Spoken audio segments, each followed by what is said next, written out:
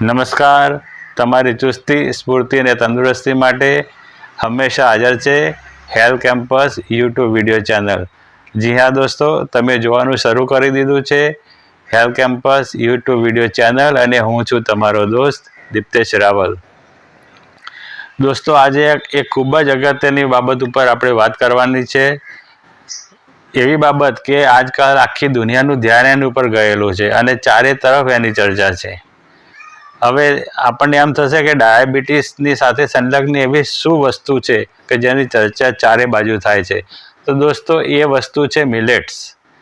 Millets એટલે અંગ્રેજીમાં એને આપણે મિલેટ્સ કહીએ, પણ ખરેખર એ બાજરી કુળના જે ધાન છે એને આપણે મિલેટ્સ કહેવાય। એટલે આ ધાન જે બાજરી કુળના ધાન છે એની ઉપર આજે આપણે ખૂબ સરસ મજાની ડિસ્કશન કરવાની છે અને એવી ઇન્ફોર્મેશન લેવાની છે કે આ વિડીયો જોયા પછી આપણે આપણા જીવનમાં એને ઉતારી શકીએ, એને આપણા ફાયદા માટે એનો ઉપયોગ કરી શકીએ। દોસ્તો, ડાયાબિટીસે આજે આખી દુનિયામાં ભરડો લીધો છે અને આખી દુનિયા ડાયાબિટીસને હરાવવા માટે મેદાને પડી છે। એટલે આમાં એક મોટું શસ્ત્ર જો આપણે ગણીએ તો એ મિલેટ્સ છે। એટલે આ મિલેટ્સ વિશે આપણે જાણવું ખૂબ જ અગત્યનું છે। હવે દોસ્તો, આપણને એમ થાય કે મિલેટ્સ અને અત્યારે હાલ જે આપણે જમી રહ્યા છીએ, આપણે ઘઉં અને ભાત એટલે કે રાઈસ, ચોખા, જે પરંપરાગત અનાજ છે અને મિલેટ્સ વચ્ચે શું તફાવત છે? તો આપણે પરંપરાગત અનાજ અને મિલેટ્સ વચ્ચે બહુ જે મોટો તફાવત છે એ છે કોમ્પ્લેક્સ કાર્બોહાઈડ્રેટ્સનો। જે આપણે હાલ ખાઈ રહ્યા છીએ એનું કાર્બોહાઈડ્રેટ્સ સિમ્પલ છે, જ્યારે મિલેટ્સની અંદર કોમ્પ્લેક્સ કાર્બોહાઈડ્રેટ્સ છે। એટલે કોમ્પ્લેક્સ કાર્બોહાઈડ્રેટ્સ વિશે આપણે આપણા અગાઉના વિડીયોમાં પણ જણાવેલું છે। તમે એ વિડીયો ના જોયો હોય તો આપણી ચેનલ ઉપર ઉપલબ્ધ છે અને ડિસ્ક્રિપ્શનમાં હું મૂકીશ, એમાંથી પણ તમે જોઈ લેજો। એટલે એમાં કોમ્પ્લેક્સ કાર્બોહાઈડ્રેટ્સ વિશે આપણે સમજાયેલું છે। દોસ્તો, હવે મિલેટ્સમાં રહેલા કોમ્પ્લેક્સ કાર્બોહાઈડ્રેટ્સના કારણે મિલેટ્સનું પાચન આપણા શરીરમાં ધીમે ધીમે થાય છે અને એના કારણે મિલેટ્સમાંથી છૂટવો પડતો ગ્લુકોઝ એ આપણા શરીરને ધીરે ધીરે મળે છે। હવે જ્યારે આ ગ્લુકોઝ આપણા શરીરને ધીમે ધીમે માપમાં મળે છે એટલે આપણા શુગરનું લેવલ એકદમ રાઈઝ કે એકદમ લો નથી થઈ જતું અને એકદમ મેન્ટેન ચાલતું હોય છે। આપણે મિલેટ્સ વિશે વિચારીએ તો મિલેટ્સના વાવેતરમાં બી કોમર્શિયલી બી ફાયદો છે। દોસ્તો, મિલેટ્સ જે છે એના માટે કોઈ સ્પેશિયલ જમીન નથી જોતી હોતી। ઓછી ફળદ્રુપ જમીનમાં પણ મિલેટ્સ થઈ જતા હોય છે। સાથે સાથે પાણી ઓછું હોય તો એ મિલેટ્સ થઈ જાય, એટલે બહુ પાણી ના જોઈએ એને। એટલે પાણીની ખૂબ જબરજસ્ત આપણે બચત થાય, એટલે આપણે પાણી પાછળ જે ખર્ચો થાય ખેડૂતનો એ પણ બચી જતો હોય છે। દોસ્તો, મિલેટ્સની અંદર ફાઇબર હોવાથી એ આપણી પાચન શક્તિમાં વધારો કરે છે અને આપણું પાચન જબરજસ્ત રીતે સુધરી જાય છે। એના સિવાય દોસ્તો, મિલેટ્સમાં જે એક એકમ હોય છે, એકમ યુનિટ જે હોય છે, એ યુનિટ દીઠ એની કેલરીની વેલ્યુ એટલે જેને કેલોરોફિક વેલ્યુ કહેવાય એ ખૂબ ઓછી હોય છે। એટલે એ વેલ્યુ ઓછી હોવાથી આપણે જે મિલેટ્સ કહીએ એમાંથી જે પોષણ મળવું જોઈએ એ ધીમે ધીમે અને માપનું મળે છે, એટલે આપણું વજન નથી વધી જતું। બીજું, મિલેટ્સમાં ફાઇબર હોવાથી અને ધીમે ધીમે પાચન થવાથી આપણે જ્યારે એક મીલ ખાધું હોય, એક ભોજન એનું ખાધું હોય તો અને બીજું ભોજન ખાવાના હોય એના વચ્ચે આપણને એની ભૂખ નથી લાગતી અને ભૂખ ના લાગવાના કારણે આપણે વારંવાર જે ખાધા કરીએ છીએ એ ઓછું થઈ જાય, એટલે આપણું વજન ઉતારવામાં અને ડાયાબિટીસનો કંટ્રોલ અને સાથે સાથે કોલેસ્ટ્રોલનો બી કંટ્રોલ કરવામાં આપણને મદદ મળે। તો મિલેટ્સમાં જે પ્રોટીન હોય છે એ આપણા જે ગ્લુકોઝના પાચનમાં જબરજસ્ત મદદ કરે છે અને એના લીધે આપણું ગ્લુકોઝનું પાચન ખૂબ સારું થઈ જાય છે। એટલે આ રીતે પણ આપણા ડાયાબિટીસમાં મિલેટ્સનો ખૂબ અગત્યનો ભાગ છે। મિલેટ્સનો એક ફાયદો એ છે કે ગ્લુટેન ફ્રી છે। ઘઉંમાં અને ઘઉં જેવા બીજા પરંપરાગત જે અનાજ છે એમાં ગ્લુટેન હોય છે, જે ગ્લુટેન ઘણીવાર એવા લોકોને જેને એલર્જી હોય એને નુકસાન કરતું હોય છે। અમુક એવા રોગ પણ હોય છે એમાં ગ્લુટેનયુક્ત પદાર્થો નથી ખાવાના હોતા। તો આ રીતે ગ્લુટેન ફ્રી હોવાથી આપણને આ મિલેટ્સમાં ઘણો બધો લાભ થતો હોય છે।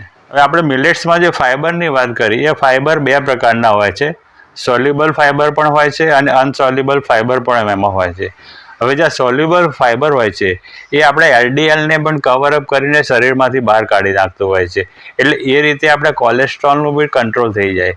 અને જે અનસોલ્યુબલ ફાઇબર છે એ આપણા શરીરની અંદર આપણી પાચન શક્તિને મજબૂત કરે છે અને આપણું ચયાપચય સુધારે છે. અને એના કારણે આપણને ભૂખ પણ ઓછી લાગે છે. એટલે આ અનસોલ્યુબલ ફાઇબરનો પણ આ જબરજસ્ત ફાયદો છે.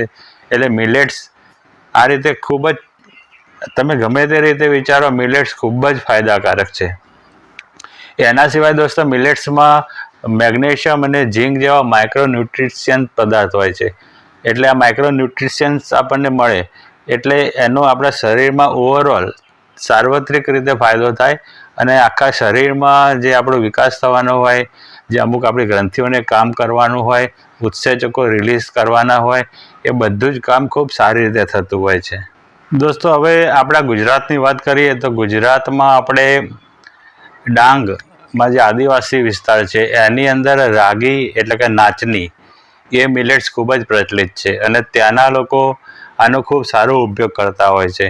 એટલે આપણે પણ આપણા ગુજરાતનું જે ધાન છે રાગી અને નાચની, એનો આપણા ખોરાકમાં સમાવેશ કરીએ તો આપણને ખૂબ જબરજસ્ત લાભ થવાનો છે. એના સિવાય દોસ્તો બાજરી, જે બાજરી આપણે સાર્વત્રિક ઉગે છે અને બાજરી તો ખાસ કરીને જ્યાં ઓછો વરસાદ થાય છે એવા આપણા રાજસ્થાનના પ્રદેશમાં પણ અને ગુજરાતના પણ ઓછા વરસાદવાળા પ્રદેશોમાં પણ થતો હોય છે. એટલે આ બાજરીનો પણ આપણે ખોરાકમાં સમાવેશ કરીએ તો ખૂબ જ જબરજસ્ત લાભ આપણને મળવાનો છે. દોસ્તો એના સિવાય એક આવે છે કાંગની, જેને અંગ્રેજીમાં આપણે ફોક્સટેલ કહીએ છીએ. એ કાંગની કરીને પણ એક મિલેટ્સ આવે છે. એનો પણ ઉપયોગ આજકાલ વધતો જ રહ્યો છે અને એમાં પણ ખૂબ જ સારા પોષક તત્વો હોય છે, વિટામિન્સ, મિનરલ્સ એનાથી ભરપૂર હોય છે. એના સિવાય દોસ્તો જુવાર પણ એક મિલેટ્સ કહેવાય અને જુવારનો ઉપયોગ પણ ખૂબ જ સરસ રીતે થઈ શકે છે અને જુવારના કારણે એલડીએલ પણ ઘણો ઓછો થઈ શકે છે અને ડાયાબિટીસમાં તો મદદ મળે જ છે. એના સિવાય આપણે બીજા જોઈએ તો પ્રોસો મિલેટ્સ કરીને પણ આવે છે, પછી લિટલ મિલેટ્સ એટલે કે ઝીણી બાજરી પણ આવે. એના સિવાય બ્રાન યાર્ડ કરીને મિલેટ્સ આવે અને કોડો મિલેટ્સ પણ આવે છે. હવે આ બધા જ મિલેટ્સ પોતપોતાના રીતે થોડા થોડા અલગ પોષક તત્વો ધરાવતા હોય છે અને એ બધા જ અગત્યના હોય છે. દોસ્તો મિલેટ્સ વિશે આપણે આટલું જાણ્યું એટલે એમ થાય કે હવે આ મિલેટ્સનો ઉપયોગ આપણા ડાયટમાં એનો સમાવેશ કેવી રીતે કરવાનો. તો દોસ્તો મિલેટ્સ છે ને એ આપણે દરરોજની એક વાડકી એટલે કે 150થી 200 ગ્રામ લેવાનું હોય છે. બસ એટલું જ લેવાનું હોય છે, એનાથી વધારે લેવાની જરૂર નથી હોતી. હવે આને કેવી રીતે ખાઈ શકાય? તો એનો ભાતની જગ્યાએ ઉપયોગ કરી શકાય અને બાજરી હોય તો બાજરાનો રોટલો પણ બનાવી શકાય છે. રાગીના રોટલા પણ બનતા હોય છે, એટલે રોટલા બી બનાવી શકાય ને ભાત તરીકે પણ ખાઈ શકાય. એટલે આ બંને રીતે તમે એનો ઉપયોગ કરી શકો છો. બીજું એક એ ધ્યાન રાખવાનું કે મિલેટ્સના આટલા બધા સારા ગુણધર્મો આપણે જોયા, પરંતુ મિલેટ્સમાં એક ગુણધર્મ એવો હોય છે કે એ થોડો આપણને નુકસાનકારક થાય. તો દોસ્તો મિલેટ્સમાં એક એવું તત્વ હોય છે જે પોષક તત્વોને આપણા આંતરડાની અંદર શોષણ થતું અટકાવે. એટલે એના કારણે આપણે મિલેટ્સ વધારે ખાઈ લઈએ કે યોગ્ય રીતે એને રાંધીએ નહીં તો આપણા શરીરમાં જે પોષક તત્વોનું શોષણ થવું જોઈએ એ અટકી જાય અને આપણા શરીરમાં એની ઉણપ ઊભી થાય. એટલે મિલેટ્સને બરાબર રાંધીને તમે પ્રોસેસ કરીને ખાઓ તો આ જે તકલીફ છે એ નિવારી શકાય છે. એટલે એની અંદર કેવું હોય છે કે મિલેટ્સને તમે 3થી 4 કલાક પલાળી રાખો, બાફીને ખાઓ, એનો આથો લાવીને એની આથાની વસ્તુ બનાવો, અથવા તો તમે ગરમ કરીને મિલેટ્સ ખાઓ અને બરાબર એને ચડવો તો મિલેટ્સનું આ જે નુકસાન છે એ આપણે અટકાવી શકીએ છીએ. એટલે દોસ્તો આપણે આ રીતે જોયું કે મિલેટ્સના બહુ જબરજસ્ત લાભ છે. એમાં આપણે ખાસ કરીને જોઈએ તો આપણી ગ્લાયસેમિક ઇન્ડેક્સને બરાબર કરે છે. ગ્લાયસેમિક ઇન્ડેક્સ એટલે ગ્લુકોઝ જે છે, શુગર લેવલ, એ એમાંથી ધીમે ધીમે વધે છે એટલે આપણું શુગર લેવલ કંટ્રોલમાં રહે છે. એટલે એની ગ્લાયસેમિક ઇન્ડેક્સ ઓછી છે. એક બીજું આપણે એ જોયું કે એ પ્રોટીનનો ખૂબ સારો સ્ત્રોત છે. એટલે એનાથી તમારી પ્રોટીનની રિક્વાયરમેન્ટ ખૂબ સારી રીતે પૂરી થઈ શકે છે. એના સિવાય આપણે જોયું કે એ ગ્લુટેન ફ્રી છે, એટલે ગ્લુટેનની એલર્જી હોય અથવા તો કોઈ એવા રોગ થયા હોય એમાં ગ્લુટેન ના ખાવાનું હોય તો એમાં પણ આ મિલેટ્સ બહુ ઉપયોગી સાબિત થાય.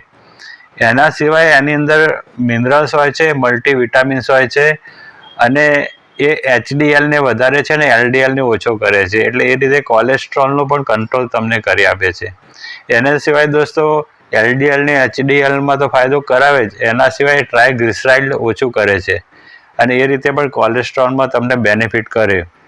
એના સિવાય આપણે જોયું કે શુગર કંટ્રોલ કરે છે, એમાં ખાસ કરીને ફાસ્ટિંગ શુગર એ ખૂબ જ સારી રીતે કંટ્રોલ કરી આપે છે. બીજું, આપણા શરીરમાં ઇન્સ્યુલિન રેઝિસ્ટન્સ ઉત્પન્ન થતો હોય છે, એટલે એના લીધે ટાઈપ 2 ડાયાબિટીસ ઊભો થતો હોય છે.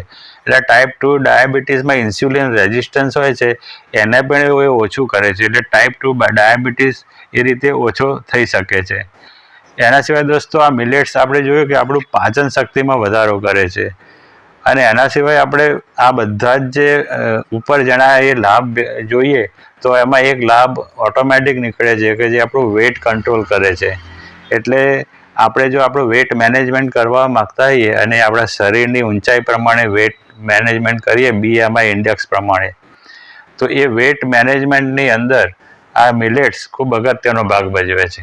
દોસ્તો, આ હતા મિલેટ્સના અઢળક લાભ, અને લાભ આપણે કેવી રીતે ઉઠાવી શકીએ અને આપણે ડાયાબિટીસને કેવી રીતે હરાવી શકીએ, સાથે સાથે આપણે કોલેસ્ટ્રોલ પણ ઓછો કરી શકીએ.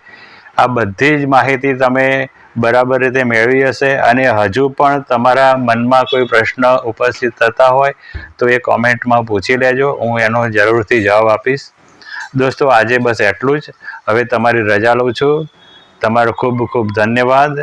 જય હિન્દ.